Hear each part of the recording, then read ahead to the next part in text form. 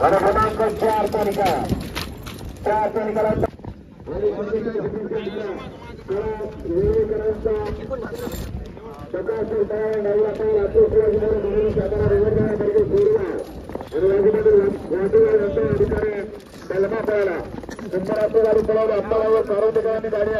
आणि 7 वरती खंबाळे प्रसन्न दीपक सावंत कराव कर्जात भैया पलान सातारा हा गड क्रमांक 5 सोडायचा.